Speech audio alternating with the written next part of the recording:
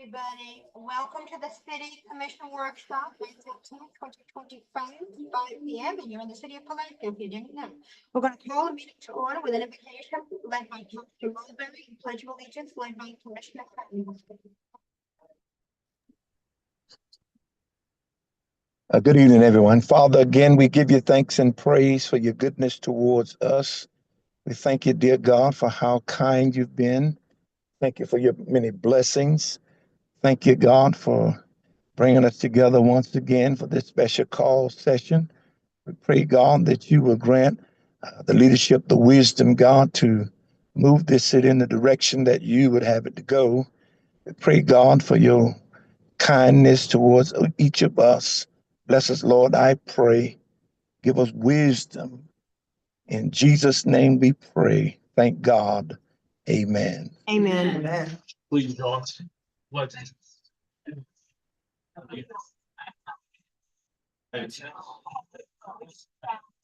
One nation, indivisible, with liberty and justice for all.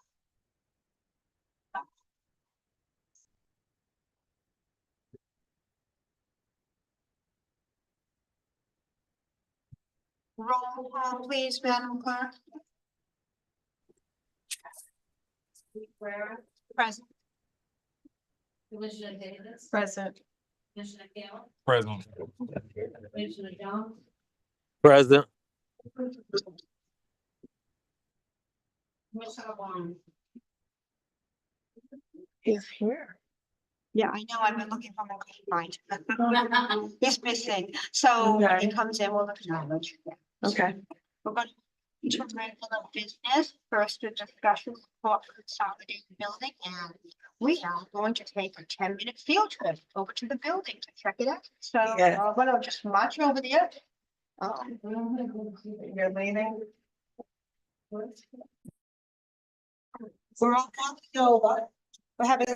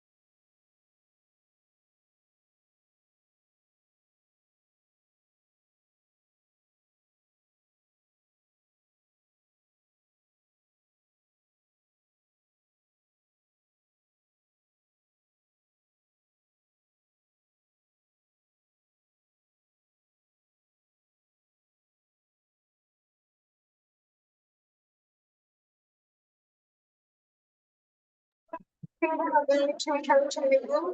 Thank you. Miss- Yes, ma'am. You.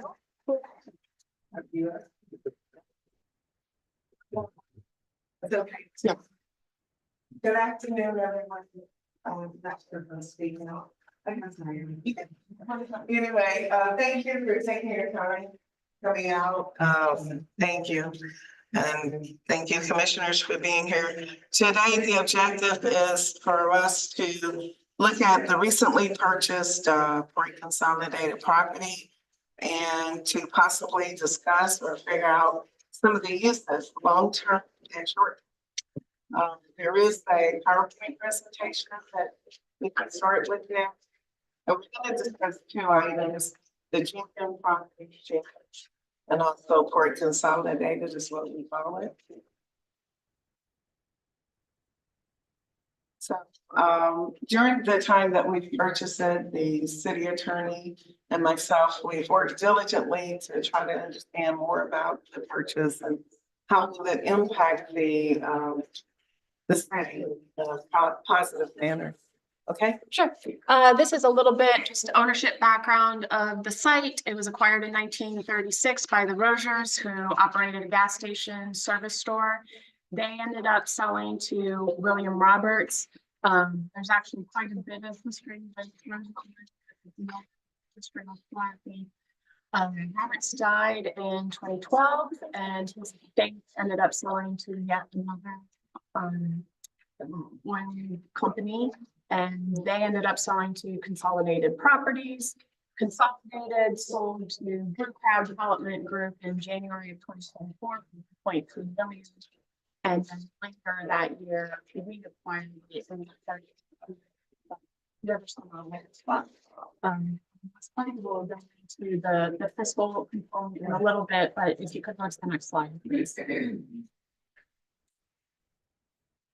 So basically it functioned as a gas station and with the office building, as we all just saw. There were underground storage tanks. Those were installed in April of 2009. If you can go to the next slide, please. Pardon me. I want to Pardon make me. Clear that there is no soil Pardon me. contamination on the site, and we do have with us Mr. Chad Russo from Montrose Environmental, and he can go into the details about the enrichment for groundwater, and basically what with the Pardon me. portion of the site. Actually, this might be the Yeah, time check. Mr. Russo, come on up. Please. Hello, so like she said, I'm the engineer of record for the remediation system that we designed and installing on this site. Like there's no soil contamination and the groundwater plume is fairly small compared to other sites I've seen. It is not under the building, it's more towards the not sure what street that is, but towards that quality in there on that side of the property. Back where there were dispensers, underground storage tanks were. Like all the tanks were removed already, so those shouldn't be a problem. There shouldn't be any new happening. He moved the slide. So these were. So kind of the process is we've delineated the plume, we know pretty well where it is. And so now we're in preliminary design stages. So I'm actually probably in the next week or two going to submit it's called a pre-wrap. It's a remedial action plan. And what that is, it's a summary of the site and the history of the site and some initial ideas on how to treat it. We are getting towards what's called an air sparge and soil vapor extraction system.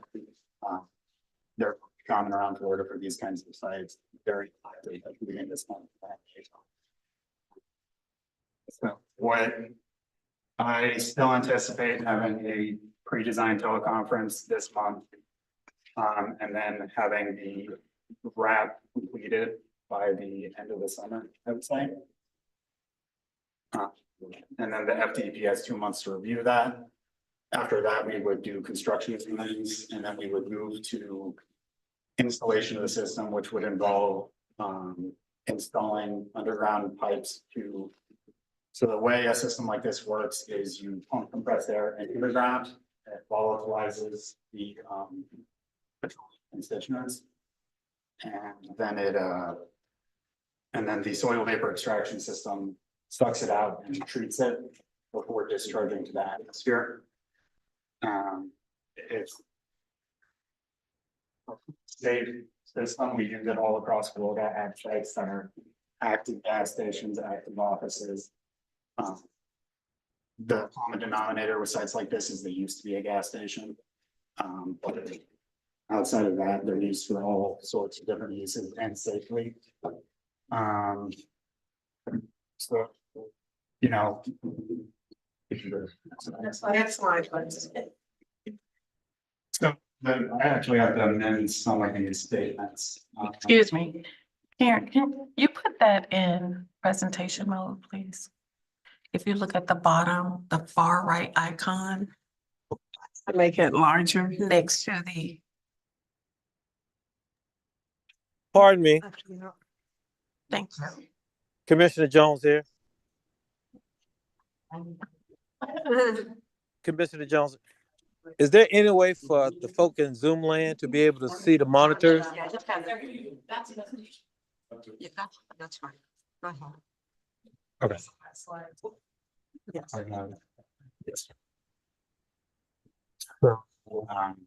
Yes. So for what you could use the site for, like I said, we've got a lot of occupied buildings on sites like this across Florida. They're all used safely. The list of possible uses are things that I've seen used. Like the FDP tent, these correct site redevelopment. The only caveats are that if you were to redevelop the site, you have to do it in a way that doesn't exacerbate the problem.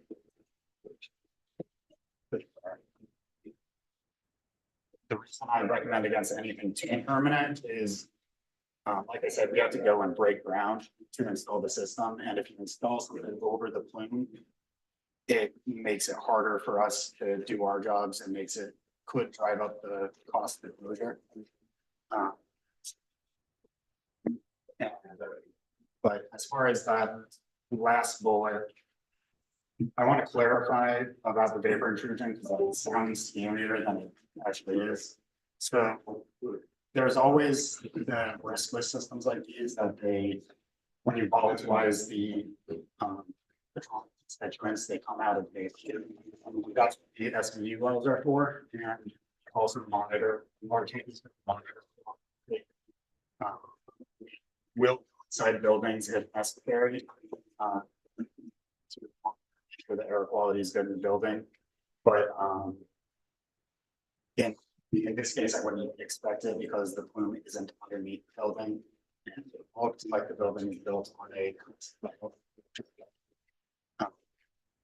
so I wouldn't expect that to be a risk or a big risk here.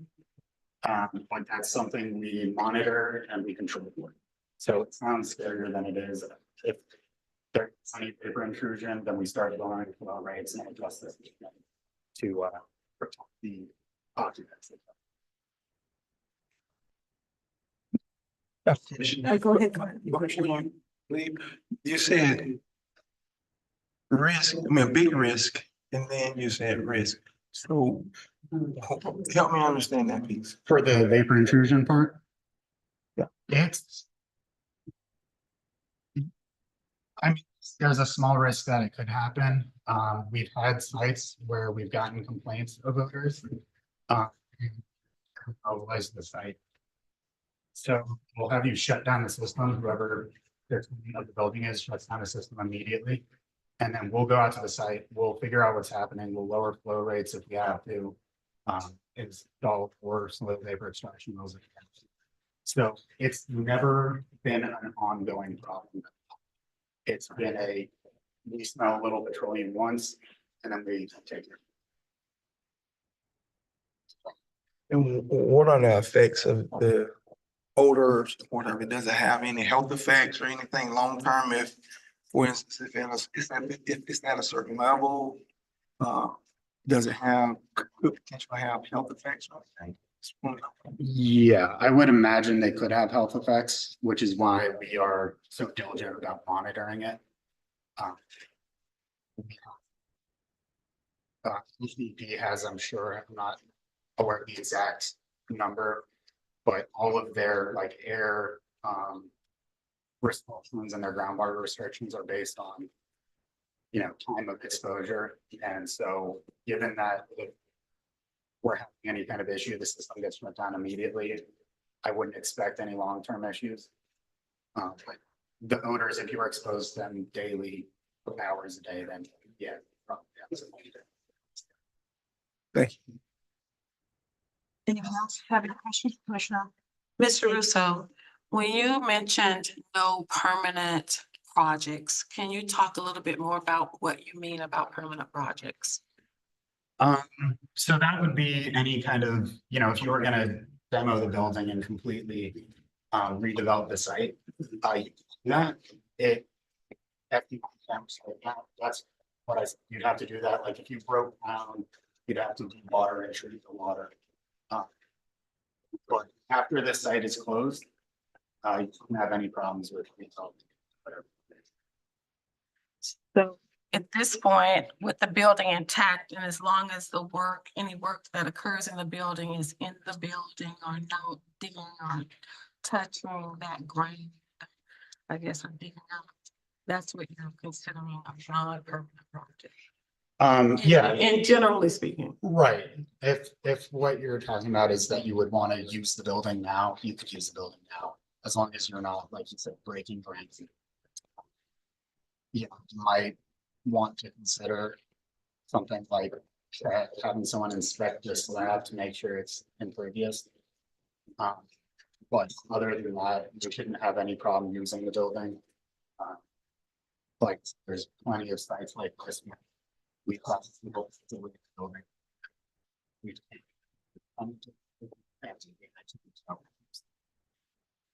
One more question, mitigation for if there's monitoring, and you mentioned if there's a problem identified.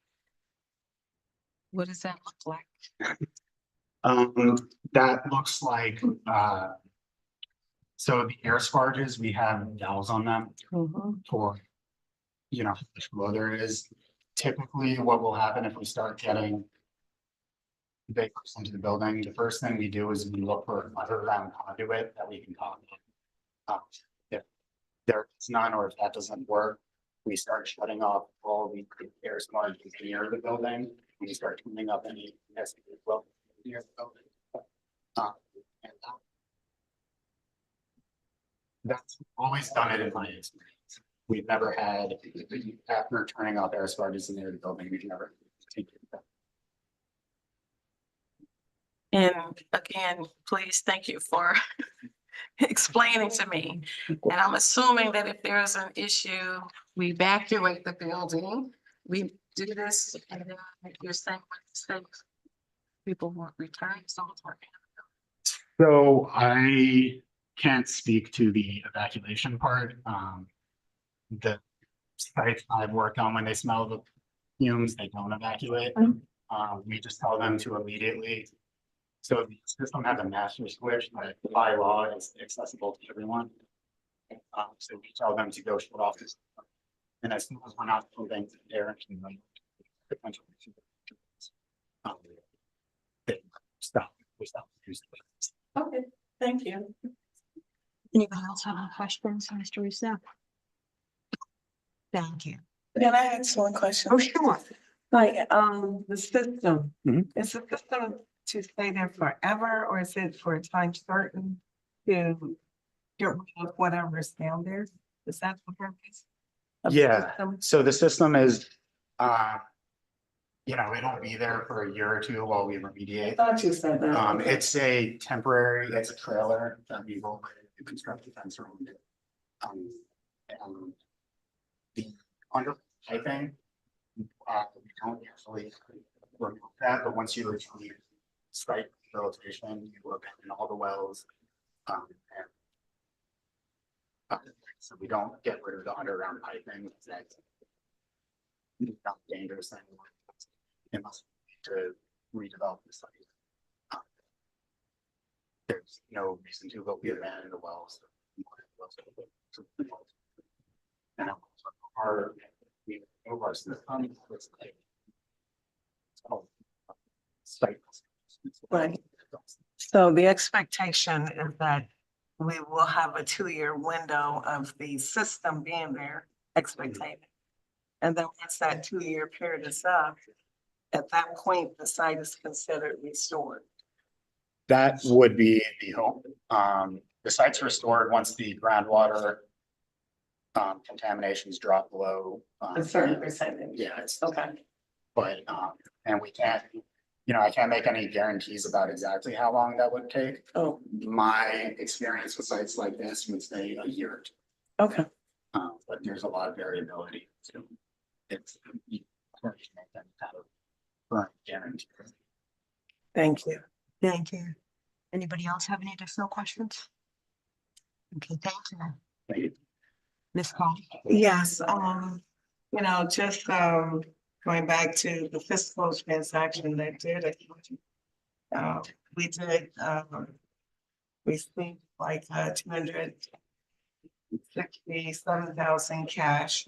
We did give up a building that after depreciation was worth about on the books, 570,000, even though the value was 1,000,006. So from an accounting perspective, this turned out to be a positive transaction. However, as we now know, even the cost for the remediation that Mr. Russo is referring to, this bidding does not incur that cost. That is fully paid for by OCDP, I believe.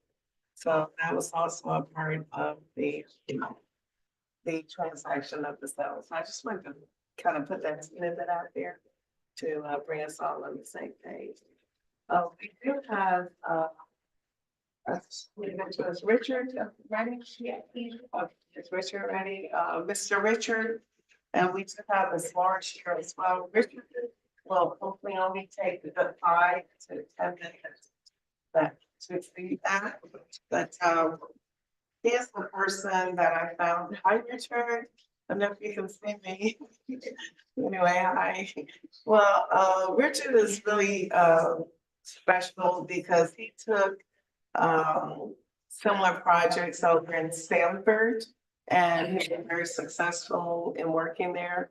And I kind of view him more like a case study, just so that for our city, we can know that there is an opportunity for us to be extremely successful with the project next door.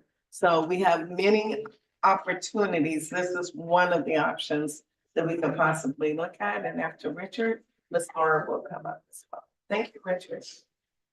Okay, ladies and gentlemen, can you? Can I hear him?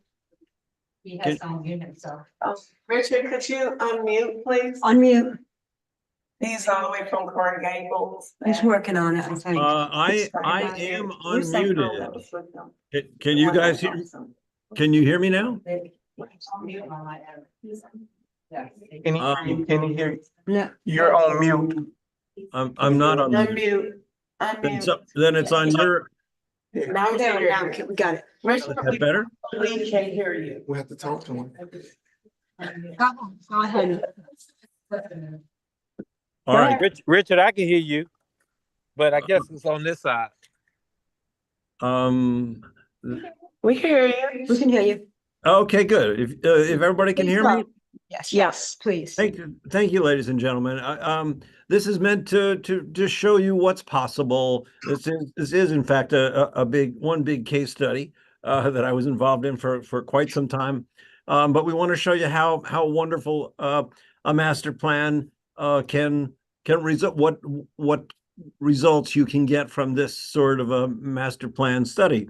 Just to be a bit in a sense educational, looking at the property that you have vacant in downtown and how you would want to encourage folks to infill that and redevelop that. So what I'm going to do first is show you a little 7-minute video. I'm going to share it with you, and it's narrated by the city planner, who Victor Dover, who worked for me and with my team on this project. So I think you'll all enjoy seeing the video, and then I'll show you a few other concluding slides of it as well. So with that said, let me go ahead and share my screen.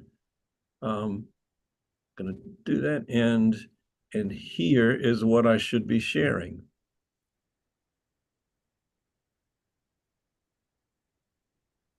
Boom.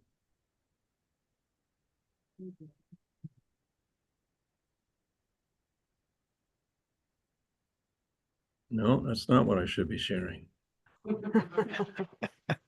That's the latter part of this. Bear with me one more time. Let's try. Hang on.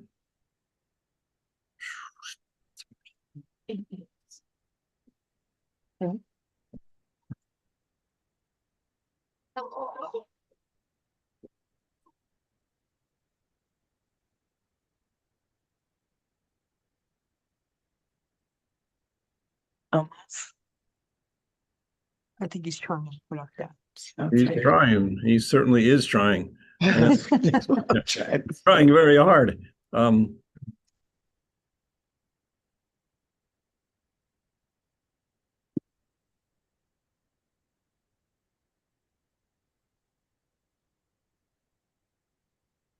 Okay, so.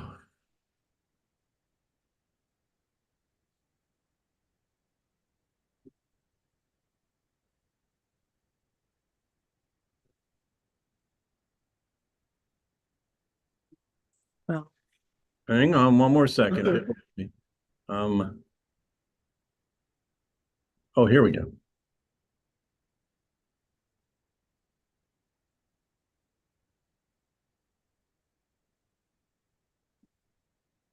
Are you seeing my screen right now? No, See you. Hello and welcome to a look at Heritage Park, a joint public-private Oh, we partnership hear him. of Sanford, Florida. Are you seeing it and the though? Sanford Yeah. Waterfront. No. This is Are you for using Zoom? for the Just development of 3 city share, blocks it's a in the share. heart of historic downtown. Let's make sure that I'm sharing it with everybody. I don't want to play it and then find you didn't see it. Let's do this one more time.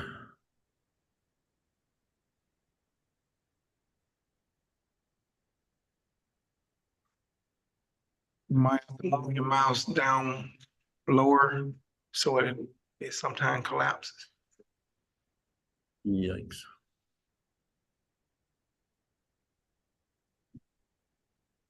What we Where can't do. is it? We can move on so hard. Is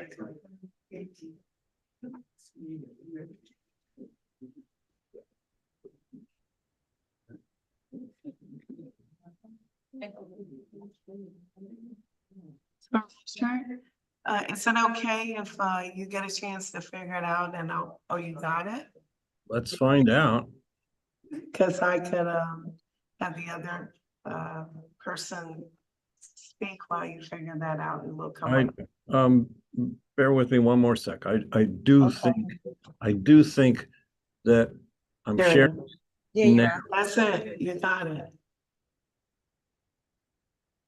Hello and welcome to a look at Heritage Park, a joint public-private partnership between the city of Sanford, Florida and the Sanford Waterfront Partners. This is for a new master plan for the development of 3 city blocks in the heart of a historic downtown that overlooks Lake Monroe. I'm Victor Dover, an urban designer and town planner, and I'm part of a big creative team working for the Sanford Waterfront Partners on the design of Heritage Park. So let's take a look at it. This is a very special infill development. The idea is to construct new mixed-use buildings that reflect the heritage of the town while still providing for all the modern expectations of a great downtown living experience. Heritage Park is intended to revitalize downtown Sanford further and strengthen its connection to the waterfront. So along the waterfront on Seminole Boulevard, the developers will establish a mix of waterfront living, shopping, dining, and entertainment with wide tree-lined streets, nice sidewalks, and interconnected outdoor plazas and paseos. This approach to the design, one that was common to the great traditional small towns of America once, offers more opportunities for knowing your neighbors and allows for daily interaction among people. It's more than buildings and streets, in other words, it's a pattern. And this pattern lends itself to casual get-togethers and memorable nights out. This kind of urban design matches the real Sanford, the one people already love, and makes Sanford a town where people want to live and work and have fun. On the corner of Seminole Boulevard and Palmetto Avenue, what we envision is a grand public waterfront esplanade and a distinctive tower. This is an architectural centerpiece for Heritage Park, a landmark for the neighborhood. Alongside the tower and the esplanade is a 5-story residential building. The dwellings there will have views of Lake Monroe and the marina next door. Along Palmetto Avenue, we've designed live-work residential units.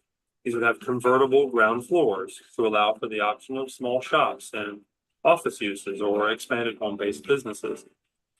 The wide sidewalks and tree-lined streets and the bike paths will provide safe circulation, whether you're on foot or bikes. And they'll connect the Sanford Riverwalk Trail that follows the shoreline of Lake Monroe. Downtown Sanford's already a pretty wonderful place for biking and walking, and Heritage Park will just continue that great tradition with streets that are welcoming and visually interesting. The brick pavers in the streets and the sidewalk will feel good underfoot, and they'll match the historic streets of downtown Sanford and visually join the waterfront to the downtown.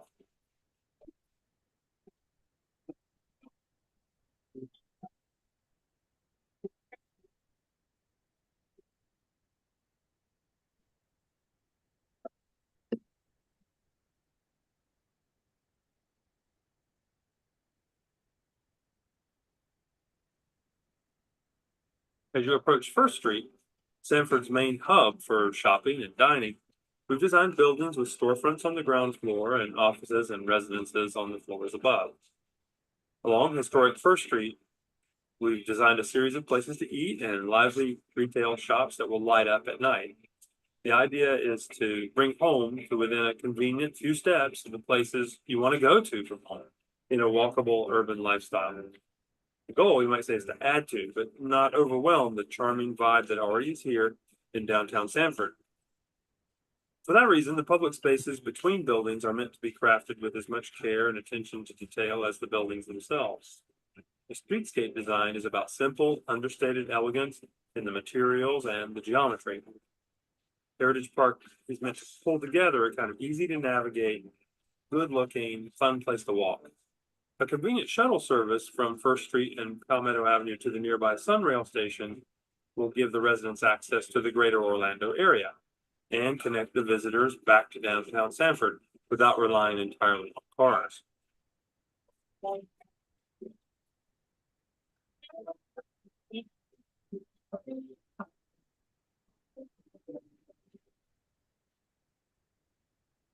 The residences along Sanford Avenue will have views of the street scene, the Civic Center, and Mellon Park.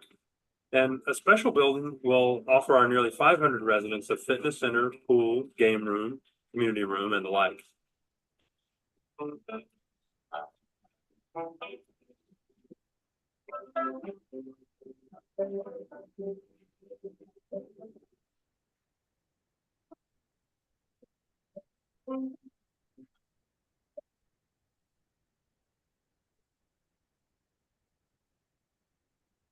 Connecting Palmetto Avenue and Hood Avenue, we see a tranquil pedestrian-only street that has 3-story townhouses with private garage parking. In addition, the flats and duplex apartment buildings on Hood Avenue are like classic townhouses.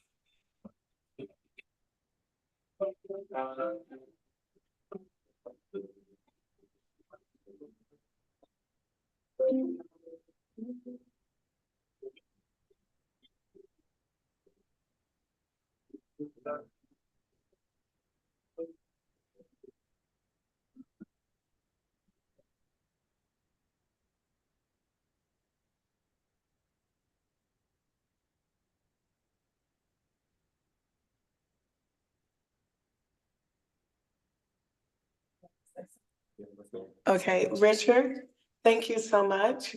Can you summarize the video for us, please, or give us a few comments? Sure. We've got about 1 minute here, if we can just. I think they're probably done. If you could just kind of get us to the end, I'd appreciate it. We'll be through in just a split second. Okay? All right. Okay. Loft apartments on the Paseo will share a courtyard that leads to a second floor open air restaurant terrace. This will be a great place to end the day and catch the evening breeze while you overlook Lake Monroe. Drawing from the charm and traditions of historic Sanford, that's our goal. So this will be the catalytic kind of new development that transforms some vacant parts of Sanford's downtown into the lively, walkable community you've seen here. Thanks for watching this preview of Heritage Park, coming soon to Sanford, Florida. Sanford Waterfront Partners and the design team hope you'll stay tuned in and let us know what you think. Okay, thank you. In closing, your remarks, please.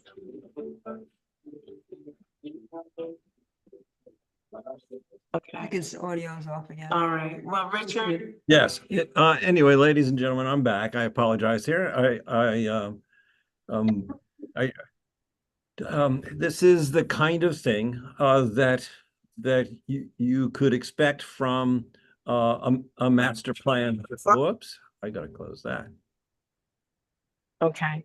That you could expect from a master plan of a large area of vacant property of downtown that really creates a true live, work community with a sense of place that folks would enjoy. And so that's what we're trying to show you. If you have any questions, we'd be delighted to answer them. Anyone have any questions?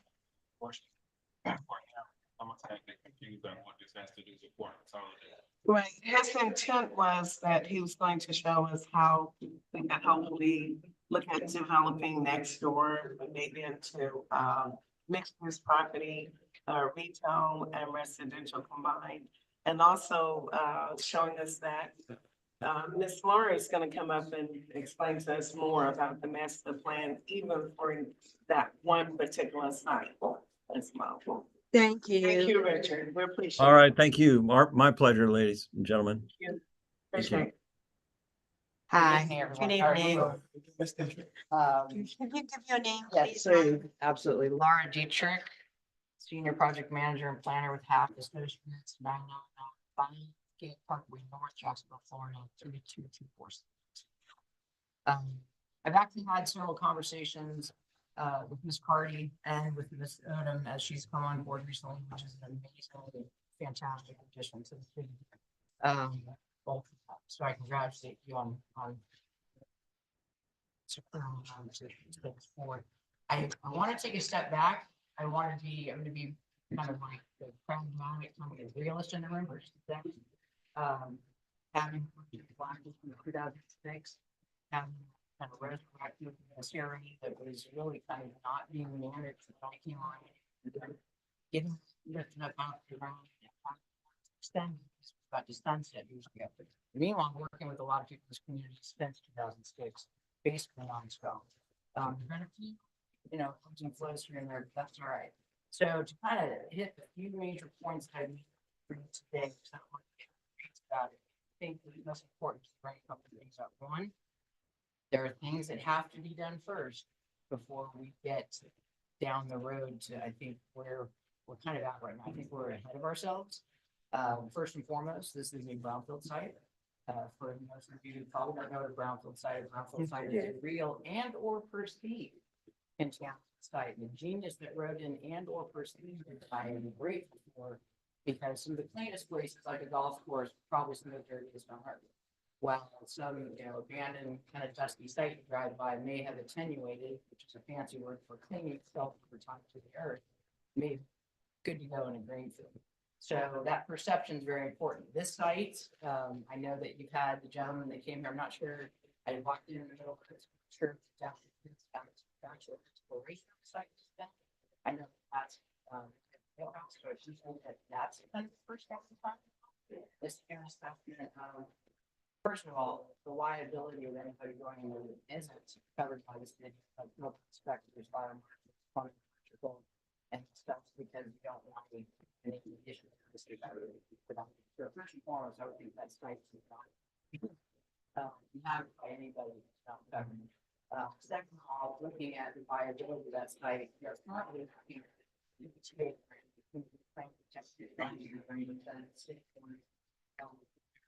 here, and they're about to throw a draft and forward at the end of April. The market report has already been transmitted to the state. So that is to give you a 5-year perspective on top priorities, not every single nook and cranny, because this is supposed to be very intentional, very focused effort. And I think it's a stepping stone to how we get to the next items. That's why we pick priorities, because if we let's not gap efforts or our taxing and finance customer is not ends, right?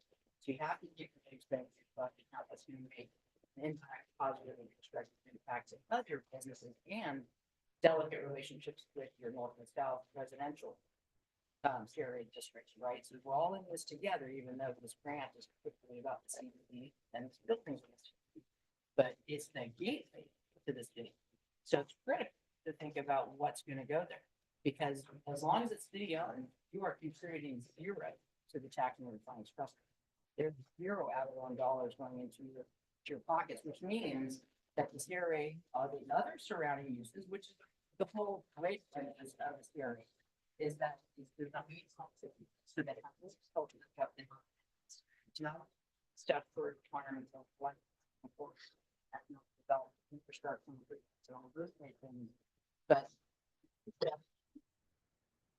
and I think while it's very exciting that this deal was made and it's the gateway to your city, I think there needs to be some due diligence that has to occur first before everyone starts getting excited about what it could. I think it's great that everyone is excited. Everything to be heard. Okay. Starting to down to there's a lot of folks that want a community public use there. Again, that doesn't contribute at all to the trust fund. However, there can be, and legal counsel can provide this later as we get into this down. But there may be a partnership with privately owned platform that has some space that the city hasn't introduced them. They have so many, it's like a Florida theater in downtown Jackson. They've been in the city so many weekends here for things like that. So there's ways of getting what's in the community as well as having the private books. So it's like be creative. Think there's if you don't understand what you can do, ask the questions, because just not thing can be done if you find a way, right? There's always a way. And with that, partnerships is most important because Putnam County Chamber has 3 hats. Laura Pavlos being the new president, she not only looks after the current business owners that are here, but she's also deployed to actually bring in and help develop more small business owners and for the country. That's the whole county. So that means that. And thirdly, she actually oversees the economic development department. So it's a 3-pronged department. In a lot of smaller towns, the economic development falls under the chamber, kind of like the Baker director there, General Rich, runs the chamber, also runs economic development. We did hundreds of millions of dollars in deals, but we also looked after little hot shops too. So it's a pretty powerful relationship. She's experienced, she's excited, they have funding, they understand resources. Your wonderful new CRA director, her background is legislative affairs, which she understands, and she got to speak pretty quick. Actually, there are these thoughts we can party in this building. So I just want to bullet point it down to this. First and foremost, has to be done. Okay. We need to figure out what's going on with the site. What are we dealing with? What kind of contamination? Has it attenuated to the point where it's pretty good to go? what kind of things makes, I think I was thinking videos, I'm not sure if that was an example or if he's actually done some testing. But wall testing will have to be done, of course, and with you, engagement that'll have to take place, this West, of course, I was actually she's not just an attorney, but she's a bar. So speaks the form for this. So that'll be a great step for you. And then another thing is looking at feasibility of what that is. So the community gives input, you look at what's going on. And so some of my advice to you, and I'll close with this, is that if we're talking about that, we are gearing up to write new grants because we do in the next 2 or 3 months, when session ends, the governor and his cabinet will decide amongst many other possible when the new deadline is, which unfortunately should be the same day. So they will reveal when that new one is. So I'm thinking January, July, and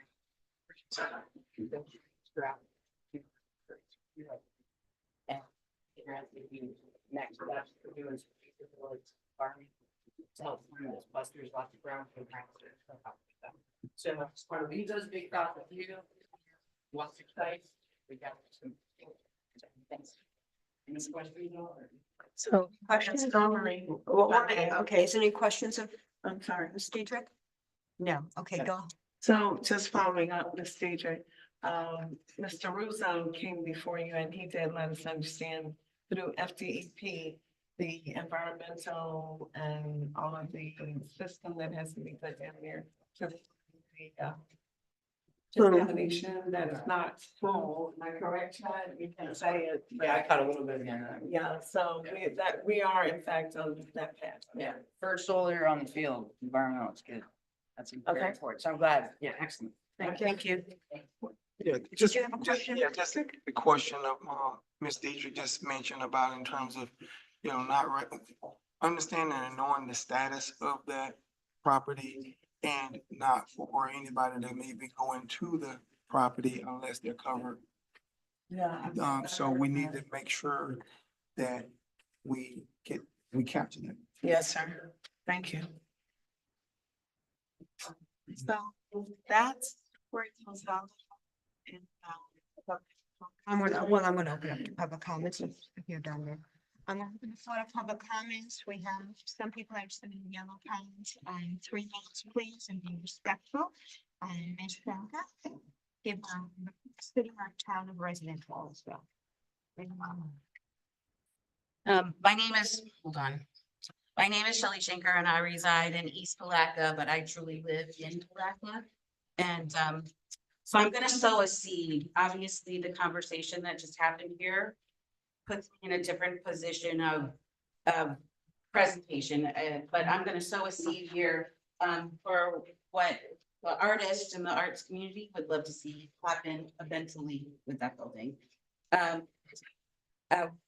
Let's start here with the vision that for this building as a premier cultural center. So according to the Florida Department of State, our state attracts more than 100 million visitors per year, and 65% of those visitors take part in at least one cultural activity. Palaca has a rich cultural identity, from our heritage festivals and public art murals to our literary traditions and performing arts. So a cultural center would be the gateway for visitors and residents alike, showcasing all that Palaca has to offer while serving as a hub for creative engagement. So we envision this space for the Fine Arts Gallery, our local artists in partnership with the Gathering Artists of Putnam, a group that is already revitalizing the Palaca's art scene. A dynamic studio space in the white, call it the white thing. The makers of with and in a paper space, blending traditional artists crafts with fine sheets. And this space for cultural nonprofits that work together and strengthen our community, and space for organizations that are planning the events. So this building, as has been stated, located at Palaca's front door, has the power to transform your city's first impression.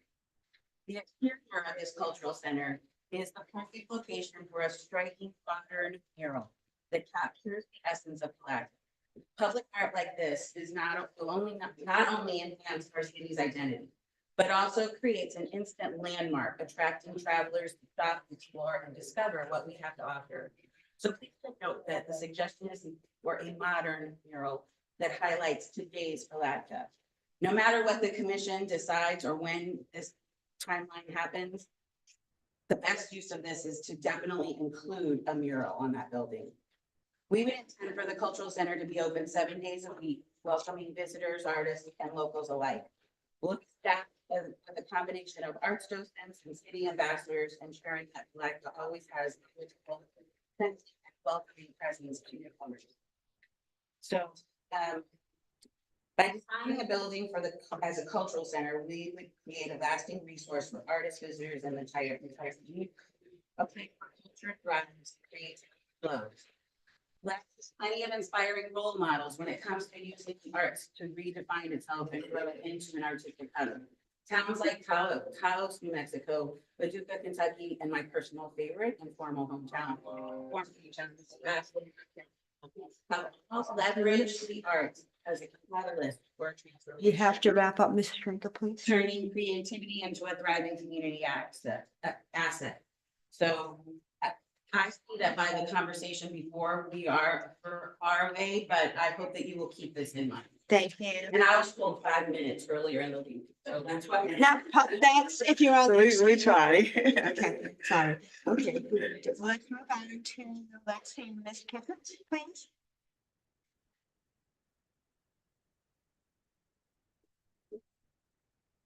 Illegal Kitchens, Palatka, Florida.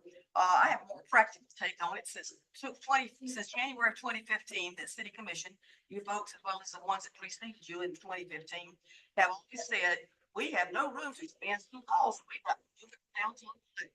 The majority of citizens, black, white, yellow, pink, and red, in Palatka, want to all the state it is. But continuing, the commission has said, we have no room to expand Palatka City Hall in the current locations, and we need to move it. Well, guess what, boys and girls, you now have to go to expand. The use for this building obviously would be to retain, to expand City Hall. The building's in good shape, I just looked at it, folks, it's just like the environmental force said. And anything you do, like this people said, first thing is make sure it's secure. We've got the environmental report, it's in good condition, but like for future, whatever you do currently, make sure it's not something permanent, so expand. You have to keep expansion called next door. It's a wonderful space, to be great to call. That's practical. Best for it. And I love arts. I'm an artist and I love the things. Most people don't know that, thankfully. But anyway, I think the city hall is a city government. We want city government to stay downtown. We want city hall to stay downtown. Now that most people say, let's use this building for expanding to hall and do it. Thank you. Evan Snyder, please. My comment was. No, you have to come up, Ms. Snyder, please come up and give your name and town of residence, city of residence. And you have 3 minutes. I'm Evelyn Snyder, and I'm a resident of Palatka. I've been for quite a while. I just wanted to talk in support of the Cultural Arts Center idea that Shelley Schenker presented. And I think you all got a copy of her whole talk. So I've known Shelley for about 3 years now, and I've worked with her on a lot of art projects. And she's a deal and go-getter, and she's through what she wants to help people. I just don't think she's the perfect person to head on that project. And all the things she said about location and reading Palatka, I agree with. And I'm like, so I just recommend that y'all consider that strongly. Thank you. Thank you very much. Laura Pavlos.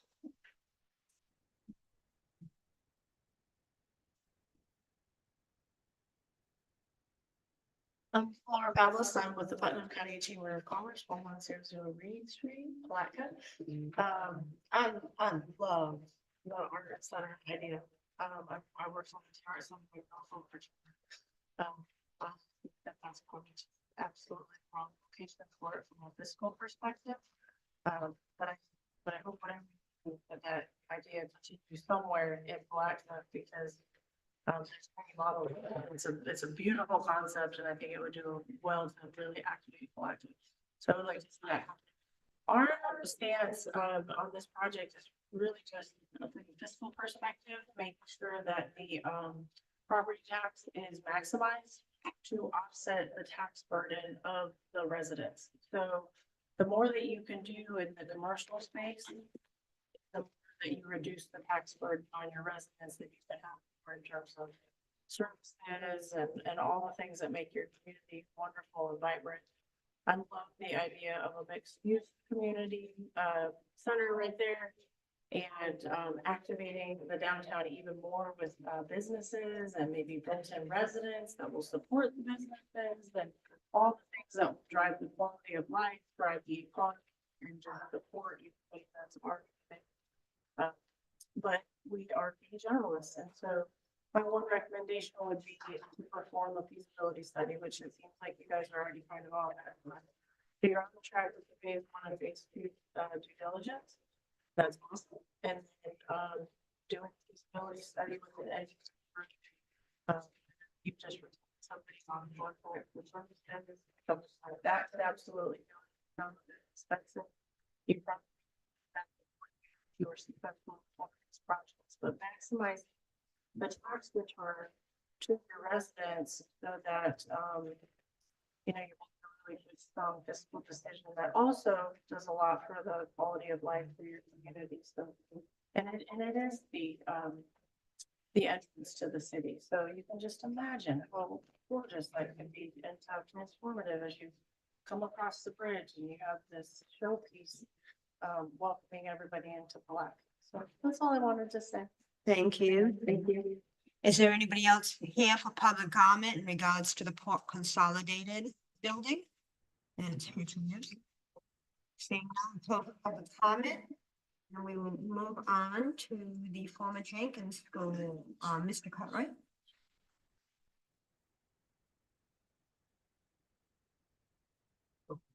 Oh, go ahead. Before we move forward, we talked about a strength of next steps. How do we proceed? What is how do we proceed? So at this point, if I may, we continue with Montrose engineering with getting the site plan. That's where we are currently now. As he mentioned, he's on the phase of the pre-wrap, and that has to be approved by the government that's actually funding the cleanup. So the cleanup is critical. Okay. And I know the cleanup is deep down underground, or how you said it. My question or concern was, are we able to use this site while the cleanup is taking place? Because the cleanup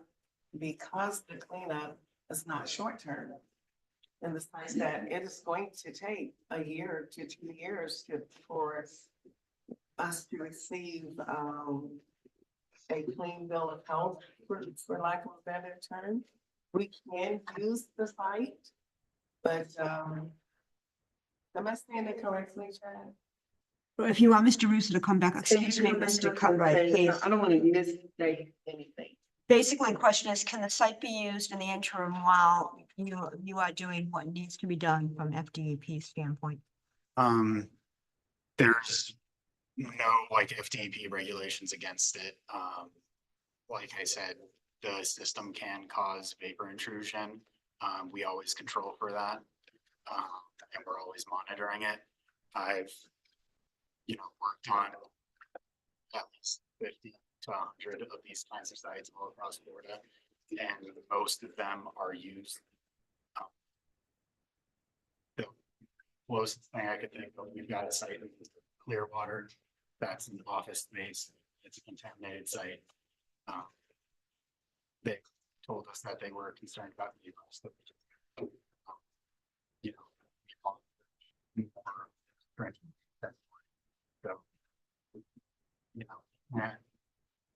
I speak to my experience, and my experience is that people use these sites while they're being remediated. Okay, so when we say that, at this point, that process is not totally in place. So once the pipes are installed and remediation actually begins, then the site can be used versus like tomorrow. The site could be used tomorrow Okay, and there that's would what be I'm no thinking. risk of papers. Okay, that was what I wanted clarification on. Thank you. So that's why I wanted to know the next steps, because I'm a tad bit not necessarily concerned that if we sit and wait, the longer we wait, 2 years is a long time to have something that could be functioning or that can be utilized. So that's why I asked, what are our next steps? How are we looking to move forward? Because I say it all the time, we talk about stuff when it's hot, but when it's no longer hot, we put it on the back burner until something else comes up with regards to that particular project. And so I want to make sure that once we proceed forward, with the consent portion, that we truly keep this at the forefront. So that we're able to really go ahead and start putting, for Martin people, boots on the ground. Because I think it is very important that we show the citizens of this community that we're taking steps towards, and I'm not just saying I want us to actively move forward. When we made this deal, we gave them a ready-made walking to do. And now I'm wishing that we could have had this presentation before. But we're here now, but I want to make sure that we're progressing and it's not sitting idle for another year or two. It's the best years for that particular property. So I really want us to really put some boots on the ground to get this thing. Could we accept or consider, obviously we had one proposal presented during public comment today, but we can really open it up for proposals. And I think That's and what to we're be gonna fair talk and about. transparent, if we're going to allow that, we probably need to open it up to other people in the community or other organizations, I should say, Mhm. to come forward with proposals for the short term, for a year or two, until it's complete, because ultimately it should back tax rolls in some fashion. agree. But in the short term, so it's just not another vacant building in our city, we may want to consider proposals for the short term. Yes. I concur with everything that was just said. So I am looking for short-term use and to go ahead as soon as feasible to begin looking at potential long-term uses Yes. as well. To Commissioner Campbell's point, we want to be proactive with getting this done. So consider long-range steps. Yes, thank you. Commissioner Are we on Barr? the 10? Oh, I'm sorry. Commissioner Barr? Commissioner Barr. Yeah, well, we want to certainly make sure that the building is utilized in a very short term, but when we got this transaction, we didn't know the full state of the facility. And so I'll caution that we don't start spending a whole lot of money right away, short term. Yes. That we do our due diligence, because we don't even know in terms of when we go in to build it, the air quality among everything else. I mean, I looked through the report, and there's different things that the inspector spoke about: electrical, water leak, the roof, the wall cracks, infrastructure issue as relates to the building we got. The old panel electrical, if you look at it, it's open and don't appear to look safe. So what I would like to do is for somebody to go in and do a thorough inspection so that we know what we're looking at before we start spending. I agree with you. Short or long term. We actually do have a very thorough full inspection report, so we can provide that to the commissioners as well. Right. When did we get that? About a year ago before we entered the transaction, Got the report I'm looking at right now? and it's about 60 pages. Yes. And it has certain findings that you're asking us to follow up on, Quite a which few. we will, okay? Yes. So the point is that we needed to stop for a moment to bring the commissioners into a workshop setting where we can give you all the information that we have found since, coming on board. That was the first step. Now that you are aware, like to the best of your ability, you are correct. Our intent is to move forward and try to get this place back on the tax roll so that it can add to our revenue stream. And so you are correct also that there are additional due diligence that need to be performed. We will, with Mr. West input as well, we will look back at that inspection report, follow up, and make certain that we're comfortable with even renting it out, anything, and then we'll follow up with the RFP process of getting proposals for sure. Once we got that figured out, we'll start looking at proposals for long term as well. Thank you. Any It look like further- it, it's got mold, and look like it has mold, proof and different things. So we can make sure we don't put nobody in no public health situation, pushing people in this. I understand. We will not create liability for the city. Thank you. Any further discussion on the Port Consolidated? Okay, Mr. Cartwright, sorry. You're on, yeah. Really? So, But since I had a little time, I'll give y'all something. Okay. Ed Cartwright, 1900 Napoleon Street. If it's the will of the commission, if you don't mind, speak my presentation up. We have talked about Jenkins. I think the goal here is just to get the record of who we want to put in Jenkins. Program. But yeah, do a little quick snippet. The first page is just the budget that we had allocated for the Jenkins system in the national.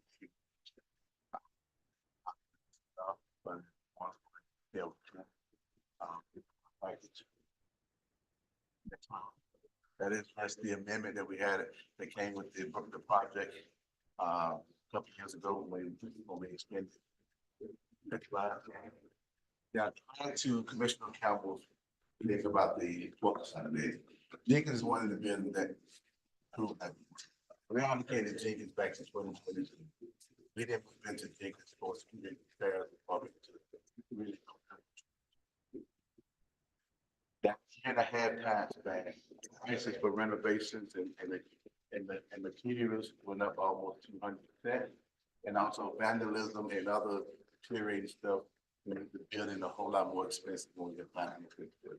So I agree, if you're gonna move things outside the building, we might move but wait 3 years, it's gonna be like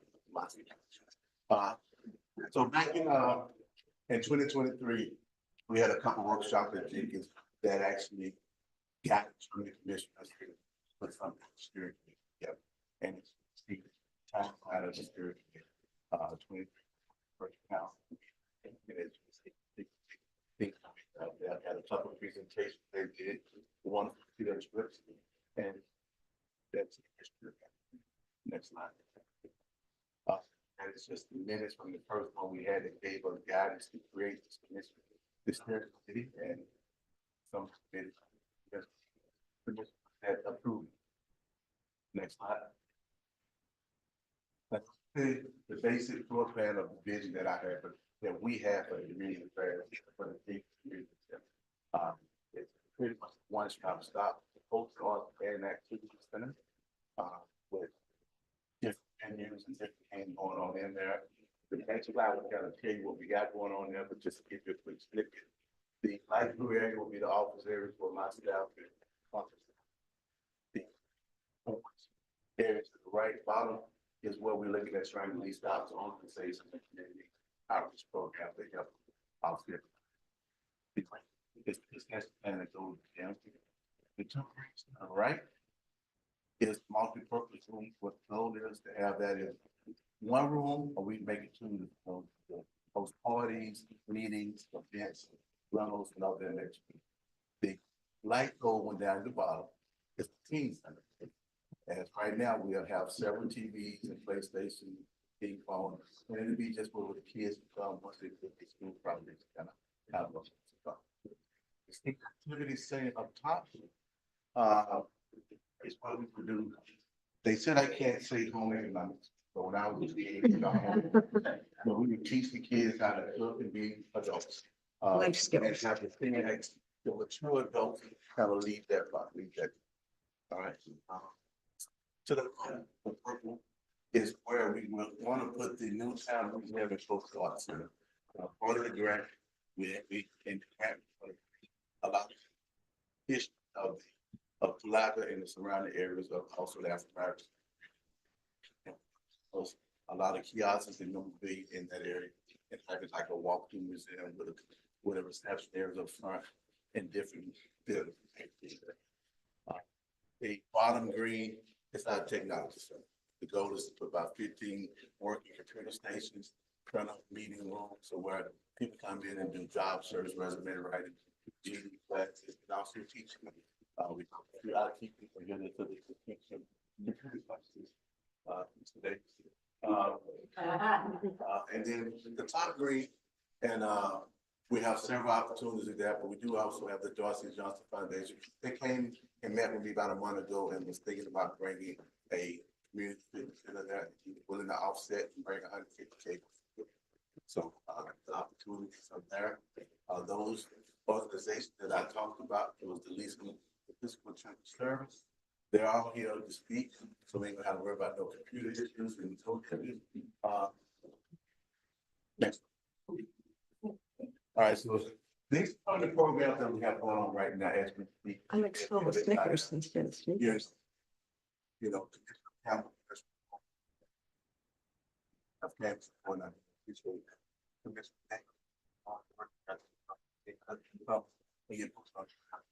the Chance Club, we have 17 kids on Monday night. They're really funny. They come to church. And it's very humble group of Jeff, one is about 5 years old. Most of the teenagers. We do open gym on Tuesdays and Thursday nights, 4 to 8. We have a fluctuation between 8 to 50 kids and just basketball. And the fitness challenge is something that we run through the school, make 20 staff, technology center, so you can read. Kids, black football, soccer, T-ball, sports. The STEAM programs, the Silver Snickers, the home economics, softball. Next slide. I don't want to overwhelm you because I know my guidance out there, so hopefully you can get the check back right. And what a couple months ago, we all wanted to do about the square footage. We did steps and square footages and buildings in the city of Palaca and surrounding areas. And these are the with that $9 square footage. And if I may, that's less than what you proposed the last time, correct? Yeah, it was 960. I knew it was gonna be. Okay. But I have talked to the proposed tenants, if we move in, we're not gonna change the contract. So keep going. So these are the organizations that physical tourism service center is in. The Talk Foundation.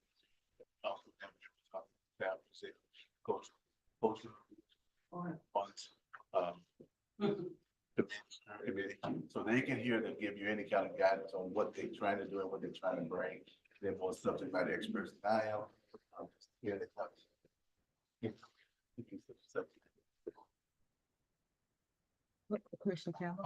With regards to Newtown, not to cut them short, I think they provided us with ample information, and they were just here to see how we're gonna move forward. I want to, if you can go back to the list of rental opportunities. Yes, right now. In the part going to the go back. More, where the people, yes. Here. So I'm interested in the available leasing space, which does not look or appear to be big. House offices are within those spaces that we can maximize who we provide or who we allow to come in. Well, in the lease office right here, the bottom orange, that is 4 offices in a conference room that can be utilized in that space right there, down at the bottom here. Okay. The classroom / before and after school back on the laptop, that can be either cubicle to where we can use more office space, or facilities for the fitness center. We also can kind of use the technology center as also another dual office space or dual purpose for bringing and utilizing that. So we have about 6 offices that we have allocated to space. So what I don't want to do is take away the functionality of what the city needs in order for us to be successful in that, in our facility. So I want to really, as we move forward and as we begin to discuss what we would like to see, we know that Newtown has to be a part of that based on the grant. So that's a given. However, looking at the additional areas, I want us to be very mindful as we want to engage in these dialogues that we take in consideration. If you're not familiar with that leasing space, are we looking to say, for instance, with the pistol, are they looking just to have a office, or are they looking to have offices? Offices. So again, if in that area it's only 4 offices, how can we divide that and best make it to where it's profitable or it's beneficial to the tenants? Because again, you automatically have 3 that's interested, not including Mr. Johnson, but we have 3 that's already interested in an office space that is 4, and from what I'm hearing, they're requesting more than the office space, more than 1 office space. So how would we take that into consideration as well? That is a good question. I know in the recent conversations, I know the Episcopal Children's Service had came here first and asked to use our facility. The other ones are in conversation besides the Dorsey Foundation. They have actually came in and gave us a plan of what they want to do in that space and provide. At this time, we're kind of almost doing like first come, first serve to a certain extent, because most of those are conversations, but the 2 that I just called out have actually showed that they're really trying to get in. But again, are they all in need of additional space, not just office space? That all 3 of those organizations need more than office space? Well, most of them just need the office space. The Dorsey Foundation is actually gonna need that whole facility on the right. That's right. to be a fit. Which are the When you other say 3 the though? office space, we're talking about The orange. the multi office space and not just a office space. Yes, multi-office space. I think the Episcopal Children's Service is asking for at least 3 offices. Okay. And we was gonna give them a joint conference room to share.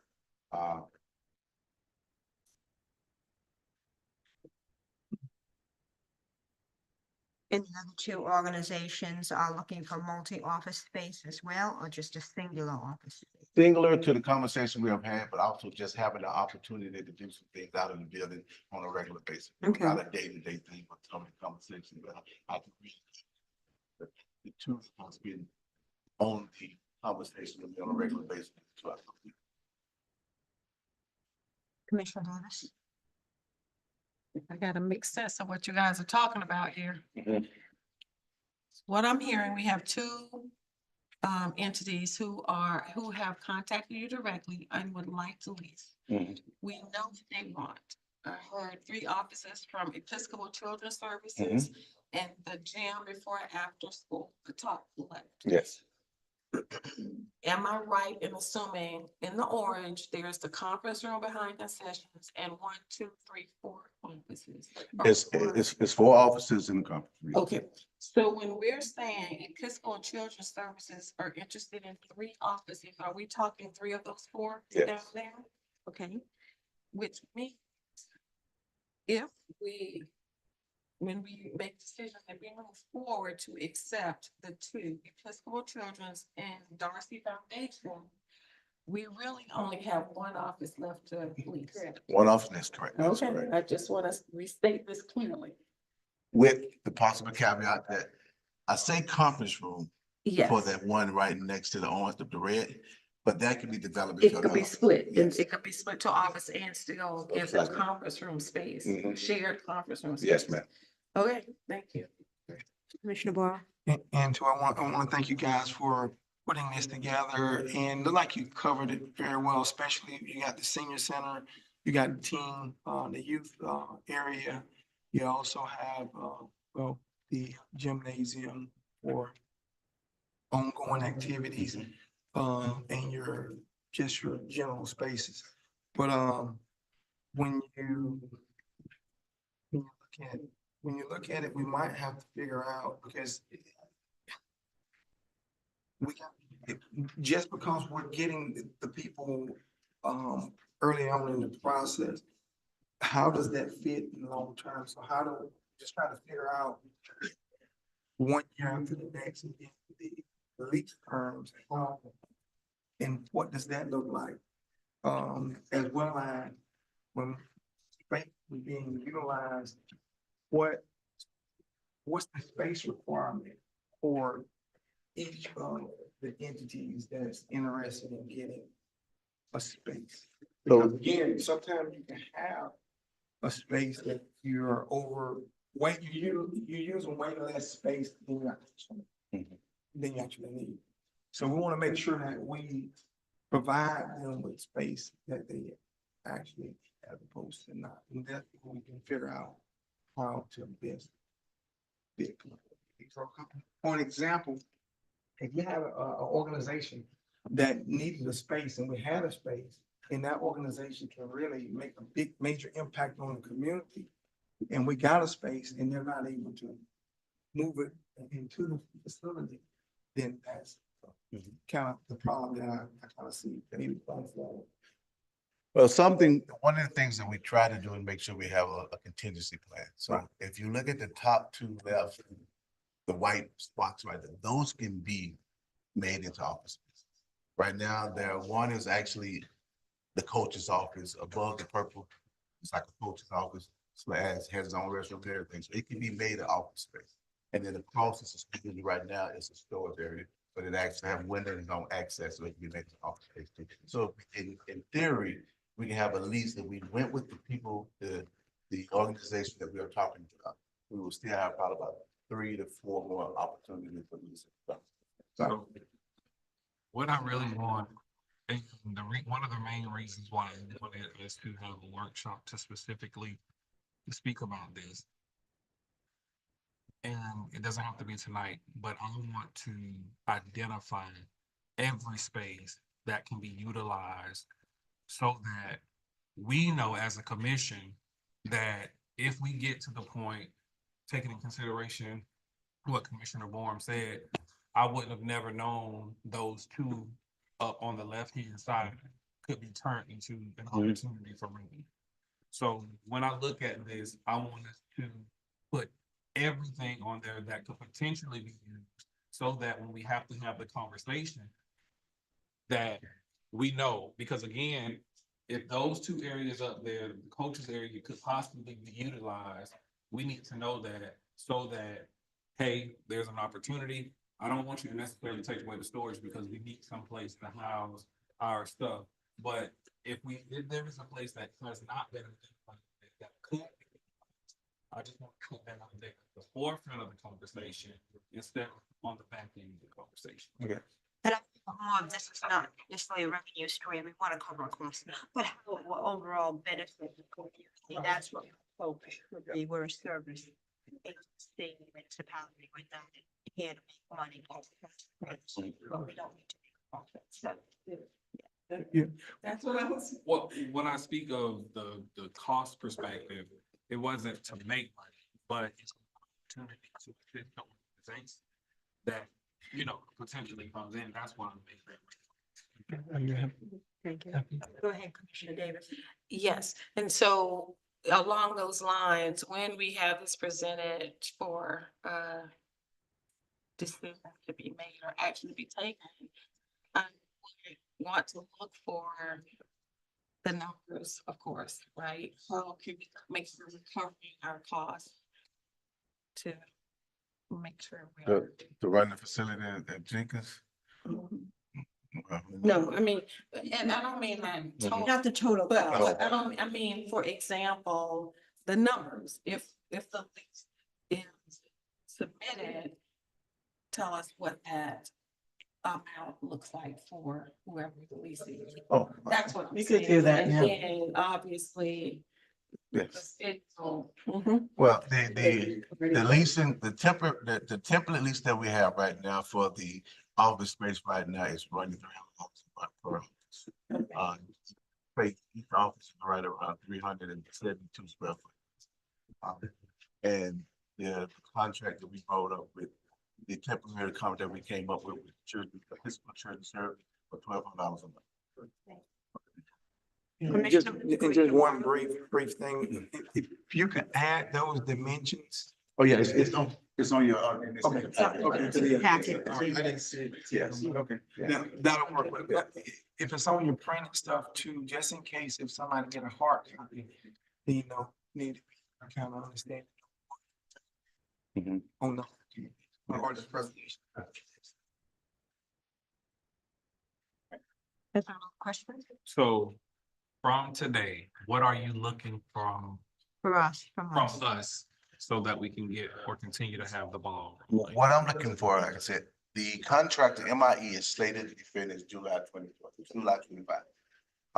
They're projected right now to be finished a little early, but I definitely want to stay. We have several organizations, but we have one organization that's been truly engaged with us trying to get there and still engaged. And I really would love to have that permission to move forward. The other projects or new projects that we can discuss and get you more detail on how that will fit into the community. But I do think the Episcopal Children's Service Program would be a wonderful fit for that. So contracts are probably about 2 years. So from the legislative portion, once we approve the use, then between the director, city manager has the ability to say whom goes into it. So that's why I want to make sure I asked the question, what do you desire from us, from a policy making standpoint, versus the day-to-day? Permission to move forward to start putting bodies or organizations in some of these offices. Let me clear. So in agreement to what has been presented to my fellow commissioners, I am okay with moving forward with the plaque that has been put before us to allow day-to-day city manager and director to move forward. Have we approved the cost? That's not being a motion. So that's why I want to make sure, once we're done. No action can be taken at the workshop. At the workshop, that's right, I'm sorry, I was thinking, I'm so sorry. So I will first make this I'm gonna wait. a recommendation that we put this on the agenda. Yes. Upcoming meetings, so that we can go ahead and make the official vote to move forward with what has been presented to us today. May I ask one other thing? Go That's ahead. that, I want to, I think Eddie, one of the things, I'm sorry, let's see if I'm right. One of the things that, you really wanted is to be certain that they can cover with the youth that you've identified. That's Correct. And also the current future Yes. projected, so the page that below, that one, just wanted to, this, Karen, get your links, put this up on the Yeah, screen. we've got it. So primarily, wanting to be sure that you concur or you agree, or we have your permission, that these are the kind of, programs that you would like us to operate at the Jenkins facility. And I think I trust the director and you to do that when we have this here. I think again, we just asking this kind of, these things be put on the agenda for the next meeting. We will. So that we can finalize it. Okay, and then the second part, when it is on the agenda, will be to approve our rate for. Yes. And we will apply it correctly, like whatever that square footage is, not a random number. We will take that square footage and multiply it by that rate, and that's how we will determine our rental. That sounds fine. And to the thought, and to make sure that we do cover costs, that we're not having to add additional funds from the general fund to supplement any deficiency in what you know, from the cost standpoint. Yes, sir. I will do my best to prepare an analysis. And you made a good point as well in terms of with whatever they communicated, what they were gonna be, the program that they were gonna be. That right utilizing there. at each one of the facilities, and they're active and not just use the facility. They have a space and it's not being up. Last but not least, the reason it took so long for your project, that there was, some management. You're blocking your deal, but the commission had approved that to move forward. I totally agree with you, Commissioner. And we helped out the. You got it on track. You got it on track. I just want you to put that on the record. Yeah, Commissioner, the acting commission now helped me get that back on track. Thank I you. just have one recommendation or something to take in consideration. Is there an opportunity for us with regards to the current fencing to look into an actual electric fence? And this is the reason why I'm asking. The reason I'm asking is because it's a better safety component. And with individuals going in and out of that facility, the current method of how it's being closed and locked is not the most. It's not safe. And I think it would be better operating if we would be able to look at an electric fence. Not electric fence, the opening. Oh, okay, I was gonna say. The gate. So gate, I'm sorry. The gate will actually lets you, I apologize, the gate that actually lets you in and out. I think it would be better, if we look at the safety component again. Exiting and entering is not the safest, and then I'm not sure if staff is gonna be there the entire time or others are leasing or not. But I think that's something that we need to look at. Okay. Well, to answer your question, that is actually, we met a couple days ago with the grant person trying to find some grant money to help out to do for the fencing. But we also have a little money in this grant itself that can go to bring the fencing. It's not enough to go with your electrical fence. We can go with closing the gate fence. But yeah, we have been talking about that, and that's really my concern. Think about the trees by the fence, and also be doing it. So we have a better exit. Thank you. Thank you. And to ask one more question that brought up, the leasing right now, the conversation we have with the leasing, it will cost going out of our operations. So most likely our staff will open. Okay, Commissioner Davis. Mr. Cutright, I just want to commend you and thank you for coming with this very thorough presentation that was clearly presented. You know, I was seeing this package and I'm crazy. My put this together, with I got my job as a Great job.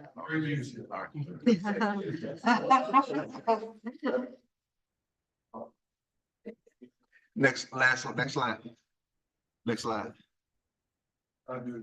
We just want them to see you. Thank Yeah. Director Eddie Cutright. Public comment, we have Ms. Mathans here for public comment. I can ask that quickly. Please come up to the podium. Once you get through.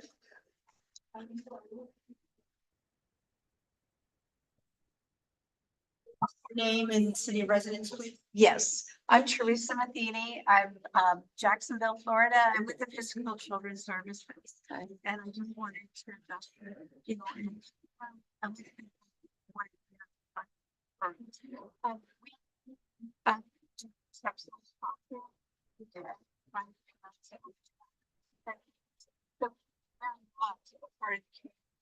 in that space and even beyond just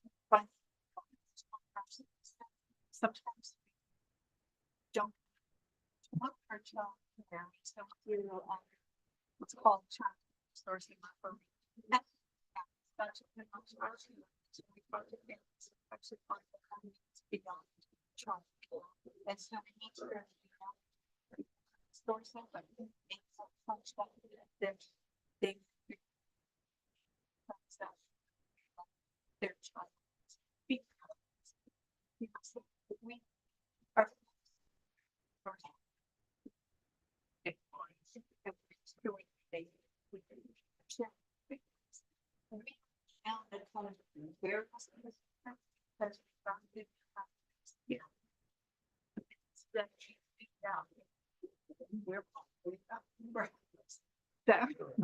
I. Space that's like, office space that's that we can't see families. So it's not going to a situation. We, but it's really. Needed other office.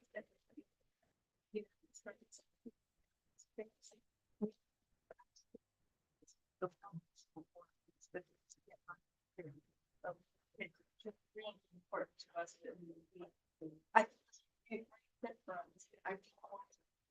Thank you. Thank you. Thank you very much. Thank you. Thank you. It's not for you. Thank you. We do have Mr. Johnson in the audience, which is one of the proposed individuals for, Okay, what, you're gonna come up and tell us a little bit about your program, please? Give us one city town presidents. Darcy Johnson. I'm originally from Palaca. I grew up on the north side of Palaca. Currently, I reside in Orlando, Florida, but I do come back here and run my program with our nonprofit foundation. It's called the Darcy J Foundation. We benefit women and families all over the state of Florida. We help get housing, become first-time homeowners. It's a reflection of my story. But I'm excited to have this opportunity to come back to Palaca. Just being a homegrown guy, this is the perfect opportunity. I believe in the vision of the mission. And been for a long, long time. So us coming back, being able to donate equipment and being a part of it from the operation standpoint, something that just you know, a little bit more background on us, our organization. We've been doing this for 6 years. We, my wife has owned and operated gyms all over the nation, from Chicago to South Florida, and for us to come back and be able to move expertise and give the community something that is if I feel like north side, which can have something that looks nice, and people from all over the city can go on that side of town and take part in beautiful north side. So, forward to this, I appreciate everybody. I love the passion and see this big growth, and I'm just a part of that. And by the time I come back up here, it's my time to come back to this class. So, thank you guys for your time. So, appreciate you guys. Oh, thank you so much. And well, I don't know if a lot of you guys know Darcy or not, but Darcy is a standout basketball player for the Palaca High. And he also was an even better player for football. He's a former NFL player with the New York Giants, and he's also a Super Bowl winner. He's right at home, so. May I catch in the Super Bowl. But anyway, I appreciate what you're doing is and for you. Okay. Thank guys. you, thank you. Have a blessed night. I didn't mean to throw it out there. Are there any of the folks here from the organizations that are interested in space and ability here that want to say a few words? And we've had we're familiar with the new town, we know them, but is there some organization St. Francis House or Putnam Company, so that would like to get off and say, give us a little information? If not, that's fine. Thank you. Comment? I've made everything I need to. Point, Commissioner Barr. I think I made everything I need to say. I just want to thank everybody for coming. Sharon, For the spring, look forward to working with you guys as we go. I just have one thing, being that we are speaking about Jenkins, I want to invite everybody out, on Monday from 6 to 7:30. We had our inaugural, line dancing class yesterday, and we had about 30, individuals that came through and participated. The dance was led by me. So we had a really good time, attorney. So we're definitely looking to grow it, so if it's something that you need to do every Monday from 6 to 7:30. And we take all levels, so I just want to invite you on to come and speak. And then if you want to jump in, we'll be there. During the time. And you said the beginner level is at the beginning, or the start of it? From 6 to 6:30, that is our beginning level course. So the dances that we'll be doing, like I said, we are looking to get everyone involved. So no matter if you move a little slow or if you move fast, we want to. So be trying to be. Yesterday we had a age demographic across the board, and everyone walked away saying that they enjoyed themselves. So again, it's led by, and we have a Sheffield was graciously stepped up to serve as one of the instructors, but we got everybody from 6 to 7:30. Thank you. Is that business? If not, can I have a motion for adjourn? Oh, sure, adjourn. Second. It was all echoed. Okay, thank you.